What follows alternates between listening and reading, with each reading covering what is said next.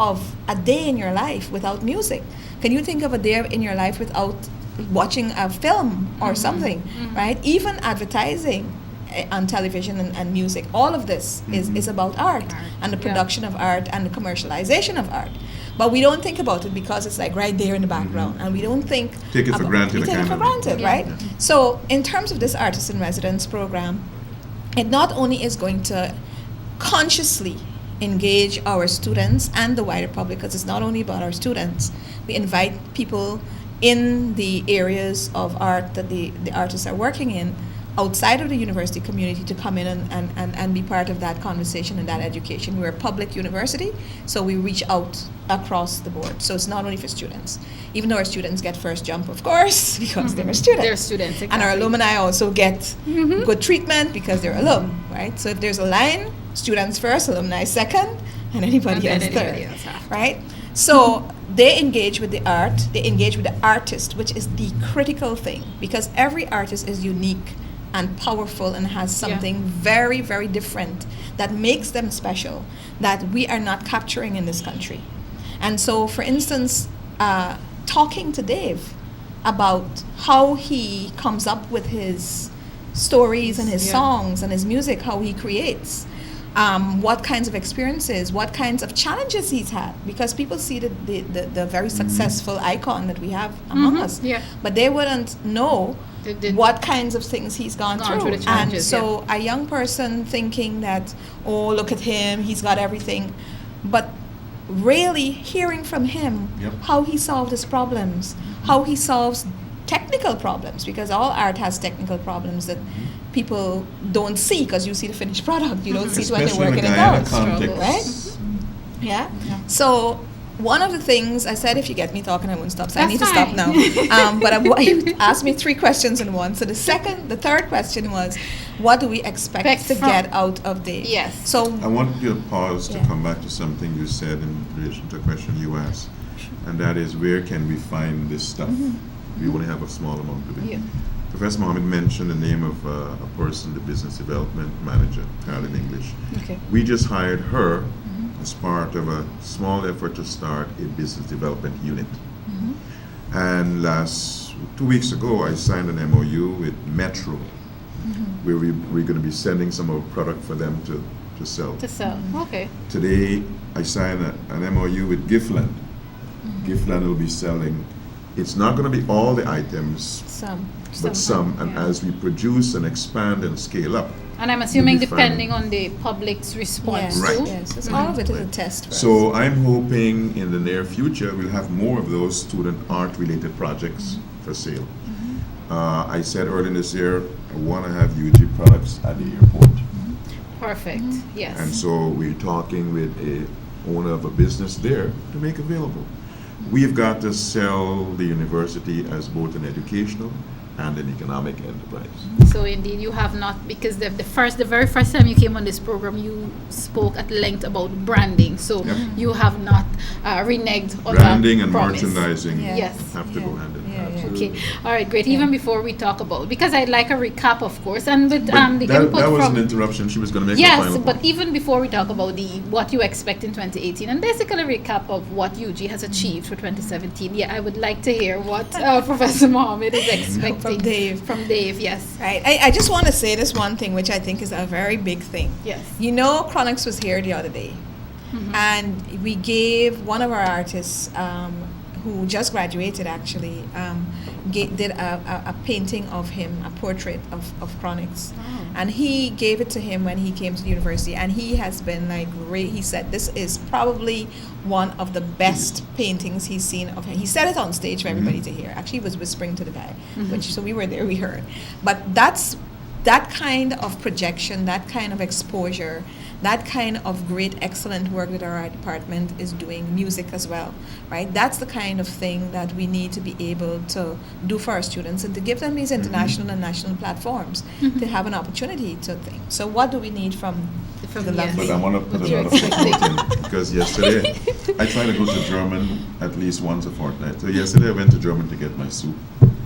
Woman serving the soup said, "Vice Chancellor, see you can dance up a storm." Yes. I'm saying, yes. What Your video went viral. She said, I saw you on the internet dancing at Crowley's. So you see, it's all positives, you know. For some people who probably think VC is stuffy, you could have told from that he's not stuffy. That was funny. He actually said to me, look, see how we're going to cause a ruckus in this place now. I'm going to get one of these students to dance. And I'm there thinking, oh my God. Yeah. But they enjoyed it. They loved it, you know. Yes, so, bringing the light side of the university. Yeah. But back to your expectations. Yeah, so Dave, one of the first things we're going to do with Dave is to document his experiences. So the students from the Center for Communication Studies, so this is just not about art. Across the university, we're doing engaging people.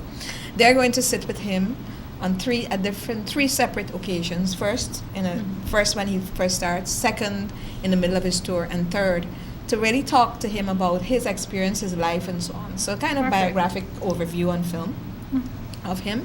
We're going to follow all his performances and his workshops and his engagements. And there are going to be 10 of them across the country. Okay. And then out of that, we will develop a DVD of both his experiences and some of the performances, which of course are going to be sold to go back into the Artist in Residence program to develop more. In terms of what he's going to do developmentally, I mean, he's very clear that he's not a teacher type, but people learn in different ways, right? Yes. Just from watching to him, listening to him, kind of figuring out even how he holds his guitar. Somebody might be trying to figure out, how does he get that sound, you know? You never know. It's very interesting. So he is going to do some one-on-ones. Any student in the university who wants to come and talk to him, we'll schedule some of those, not a whole lot. We need to be clear that the person is interested.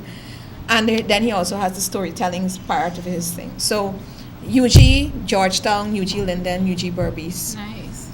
We're going to have the schedule until April, where he's performing in some instances, he's meeting with students in some instances, and in some instances he's creating, right? Because I am sure as a creative spirit, things will come out like the UG song, and he's already done something else that he said he didn't know where it came from, right? So it's I've talked enough though. All right, Professor Mohammed, thank you so very much, because even though the gentleman did tell me, I'm really sorry, but the woman's touch is always very important. Even though they both explain what is happening, you gave some specifics, and even before we do the recap, VC, Dave, you told me what you would want to leave as you go on this journey. Professor Mohammed said something that, kind of struck me, that you did admit that, look, you're not a teacher type. What are you expecting, though, as you go about this journey? What are you expecting from maybe younger people who would want to become artists and so on, even older admirers, and so what are you expecting from them? Well, that's an interesting question. I don't really think I'm expecting anything, to tell you the truth. One of the things I've learned simply from being a musician and interacting with audiences is that the canvas is wide open. You have no idea what's coming, because you in a sense, your view of it is limited. As a creator, your view is limited. You will find that people will see things in your songs and you say, what? That's not what I intended. Yeah. Not that it's negative, but it's something that, I never thought of that side of it. So I'm excited by that prospect, because that always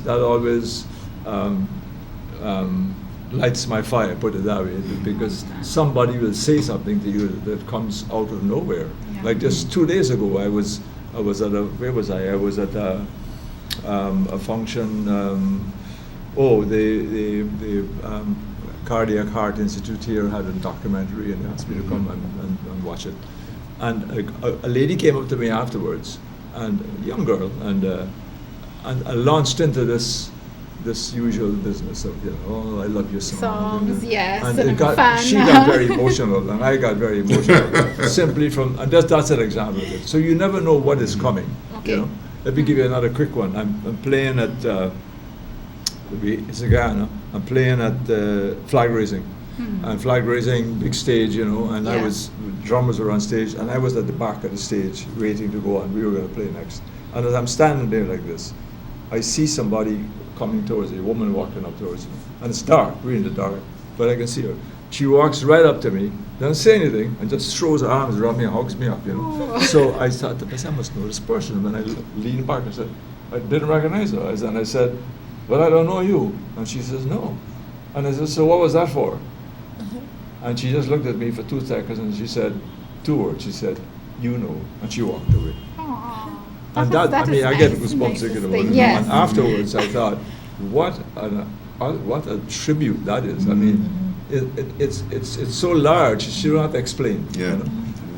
That kind of thing is what I'm talking about. And So it when means those more things than money. happen, it just it comes from the art. It's not from you, but you benefit from it. You know? Okay, all right, fabulous. We could talk about, to use the sentiments of Professor Mohammed, we could talk about art all the time, but unfortunately we can't. Professor Griffith, you have been here maybe about 6 or 7 times for the year, which I appreciate very much. Let's talk about what you feel the University of Guyana would have achieved for 2017, and how has that prepared, or how is it preparing you for what is to come in 2018? Well, I'm going to invite Professor Mohammed to join me and even Dave, because part of what I think we will have achieved is a connectivity with the community. So people off campus will have a perspective. I think it's important in any enterprise that as you move from one calendar year to the next, you just kind of reflect and cast mind towards the future. And I think I am proud that the team of which I am part was able to accomplish some tangible things, but was also able to set the stage for other things, one of which we're talking about here is the Artist in Residence program. For me, it was a signal important that our university regained the accreditation of the School of Medicine. Yep. And it's not only the value added for the School of Medicine, it raised the psychological and the substantive respect value of the whole university beyond. And so that is a major plus, major achievement. The fact that we could have had a feasibility study done in 9 months and established a School of Entrepreneurship and Business Innovation, where the registration in year 1 is over 700 students, where we introduced 7 degree programs, is a major accomplishment. As a matter of fact, fast forwarding to next year, I said to the team, let us make the School of Entrepreneurship and Business Innovation not only an academic enterprise, but an enterprise where people can have conversations, industry, academia, international. So right now we have a planning for the inaugural annual conference on entrepreneurship and innovation. I want every year people from Guyana and other parts of the Caribbean and elsewhere to say, time to go talk entrepreneurship in Guyana, time to go talk innovation. And Professor Mohammed and I were at a conversation with a student this morning. And I said, you know, she made a quite important point. You got to go beyond the talking. And I said, why don't you consider coming to the conference, present some of your projects? So next year is going to be the phase 2 of SEBI in a different incarnation. I am anxious that something we launched this year, the University of Guyana Press, which will see the practical fruition of those efforts this next year. I'm looking forward to that. And the press will not only be a product, an opportunity to publish scholarly works. It's going to be an opportunity to raise the visibility and the profile and the respectability of the university. Because universities of value should not only be teaching. We got to be in the business of connecting with the community, the business of enabling ourselves to produce knowledge and replicate that knowledge. So I'm going to pause there and ask Professor Mohammed and Dave to give their thoughts. Well, it's been a very, it doesn't feel like a year. It's been a very, very hectic, crazy year. In fact, we've had the Diaspora Conference, which was another first and interesting and important moment, which has kind of launched the Institute of Diaspora Studies, which is, I guess, something is going to be kind of realized in 2018. We had our very successful Turkine and Tain talks. We've had the Renaissance lectures. We've had distinguished alumni lectures. We've had Race for Pace fundraising. We have launched our student support fund with funds from Race for Pace as a way of supporting students in hardship conditions, not scholarships, because that's a drive as well. But this is students who may have had a fire, somebody stole a death or something, in which we help them. We have, of course, done the artisan residence, 2 artisan residents. We have launched a psychology program, which for me is a lifelong, dream and personal, passion that I wanted to see for many years, and something that is going to impact the country in a very powerful way, in many, many, many regards. So there's that. We've launched the Institute for Food. Food and nutrition security. We have set up several smart classrooms on the campus. We have linked tin and Turkine fiber optically with help from the Ministry of Public Telecommunications, which enables us to work with regional and international universities on things like energy, for instance, and a master's in energy with Anton de Kom and the University in Brussels and other universities. We've been able to raise some monies to do some fundamental things, not enough, but we started to. For students, there are several building projects going on campus. We've launched 3 buildings. There's a new student complex being built. Next year we'll see UG Inn, which is a property that UG has at Pear Street that is going to be renovated into a University of Guyana Inn, not only for the tourism students to work and business students to run, but as an enterprise. So I mean, there's like 70 or 80 different things that we can speak about in terms of what has happened in this 1 year. Okay. And that is an absolutely mind-boggling thing if you really think about what the resources the university has had to work with. I mean, am I saying that we fixed everything? No, we've touched a nerve that we believe is going to push the rest of the university and the community and all interest groups to help to ensure that the university does what it's supposed to do for the country. But it is still a lot to do in 12 months. Yep. So next year, a lot of exciting things, but that's VC's job to tell you. But I want to pick up on one aspect when she mentioned buildings, and it's one of the things which is going to feature in UG song. We put air conditioned fully in the large lecture theater, the small lecture theater, and the SEBI building, the new building, air conditioned. I was at a school project in Lamaha Park this past Sunday. It's a social work project building the community identity. And the student who was introducing me was talking about all the wonderful things this Vice Chancellor is doing. And boy, some of the same people who were complaining that the place too hot now saying the Vice Chancellor is making the place too cold. And I said to them, "Let's put on a sweater." So I may be one of them. I'm sorry. I'm sorry, but sometimes we complain that it's too cold. But all positive things for the University of Guyana. Of course, we're coming down to program time. We just have a few minutes left. But I really want to hear Pidge's Yes, I'd like to hear. Yes, from but you. I'll be short because what I was intended to say when she was talking is that what propelled me into this whole idea when Dr. Griffith came to me, I was already on board. What propelled me was sitting in a talk at Moray House and heard him mention the School of Business idea. To me, they've done a lot of wonderful things, but going back again to what I was saying before about musicianship, that to me that School of Business idea is to me it's going to create the most waves, the most repercussions that are going to come from that, because it's going to touch on all the things that we need to be looking at in Guyana. It's going to not only help the students in there, but it's going to spill out in the society, because what is happening there is we're developing what I believe Guyana needs more than anything else: systems. So when you start to study business, that's the main thing that emerges. You have to become methodical and systematic, but an artist as well, whoever.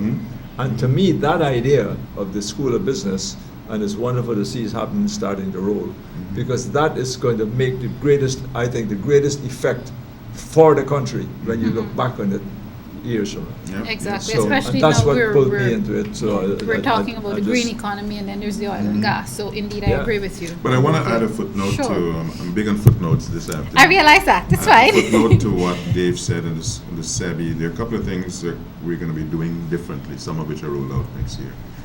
We're going to be creating, and we already have 2 potential names, an equivalent of the artist in residence called the entrepreneur in residence. We're going to bring businessmen and businesswomen in. Perfect. Short periods, talk to students, talk about the conversation, about your experience, what worked, what didn't work, things that you really can't get in a book. Yeah. But we're also going to capture in cases, business schools around the world of value, law schools around the world of value, focus on lessons in cases. We've got so many businesses that have done well, but nobody has captured their experience. Small businesses, large businesses, small entrepreneurs. So those 2 are elements that are going to be unique in the design, but we're also going to make it mandatory that every graduate from the first year, this first year, we have students coming afresh.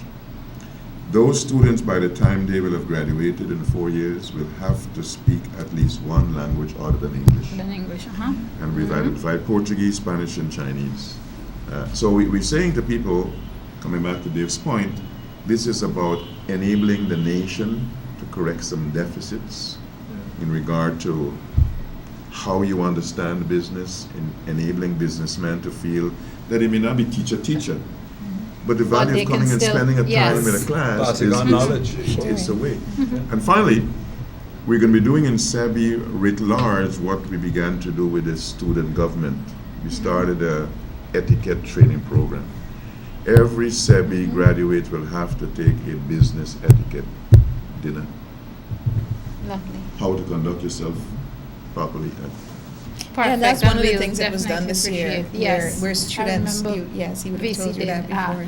Talk about that. Unfortunately, lady and gentlemen, I have to leave the conversation there, but I'm delighted that this is how we're going to end Facing the Nation. You should probably sing Merry Christmas. This. Yes, I'm happy that I'm not the one who did it. I was being a little shy about doing it, so I will just tell you that those of you now tuning in, as usual, what will happen, because this is the final live program for the year, what we'll do, we'll have this rebroadcast next week right here at the same Facing the Nation time, right here on CNS Channel 6. But those of you who follow me on social media, early in the new week, it will be on YouTube and also on my Facebook page. So again, this is our final Facing the Nation for the year 2017. Of course, it has been a pleasure, and we will see you sometime in January. That's when Facing the Nation of itself returns from vacation. Everyone needs a little break, and that doesn't exclude Facing the Nation. Again, thank you very much to today's guests, Vice Chancellor,